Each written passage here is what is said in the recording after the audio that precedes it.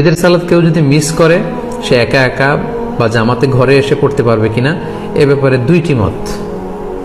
প্রথম মত হচ্ছে মেজরিটি স্কলারদের মত, জুমহুরুল ফুকাহা শাফিঈ, মালিকি, হাম্বলি সহ মেজরিটি স্কলারদের মতামত হচ্ছে কেউ যদি ঈদের সালাত জামাতে পড়তে না পারে, মসজিদে যদি মিস করে, ঈদগাহে যদি মিস করে, বাসায় এসে একা একা কিংবা জামাতে সে পড়তে পারবে। এটা হচ্ছে প্রথম মত। আর দ্বিতীয় মত হচ্ছে ওলামায়ে আহনাফদের মত। হানাফি মাযহাবের মতামত হচ্ছে যে না, ঈদের সালাত যদি কেউ মিস করে কোনো কারণে, ঈদগাহে যেয়ে যদি পড়তে না পারে বা মসজিদে যেয়ে পড়তে না পারে, তাহলে তার আর ঈদের সালাত পড়া লাগবে না। কেন পড়া লাগবে না?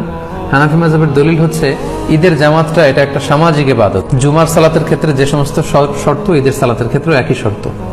আর মেজরিটি স্কলারদের, জুমহুরুল ফুকাহা, তাদের মতামত যদি আমরা দেখি, ওনারা বলেছেন না, যদি কেউ মিস করে তাহলে ঘরে এসে সে একাকী পড়তে পারবে। এটার ব্যাপারে একটা স্ট্রং এবং ভ্যালিড দলিল আছে, সেটা হচ্ছে সহিহ বুখারীতে একটি হাদিস এসেছে আনাস রাদিয়াল্লাহু তাআলা আনহুর প্রসঙ্গ। উনি ওনার শেষ জীবনে বসরাতে থাকতেন, ইরাকের বসরা শহরে থাকতেন। একদিন কোনো কারণে উনি এবং ওনার ফ্যামিলি মেম্বার ঈদের জামাত ওনারা মিস করেছেন। মিস করাতে উনি বাসায় এসে সবাইকে নিয়ে ঈদের জামাত আদায় করেছেন বাসায়, এবং হাদিসটি সহিহ বুখারীতে এসেছে।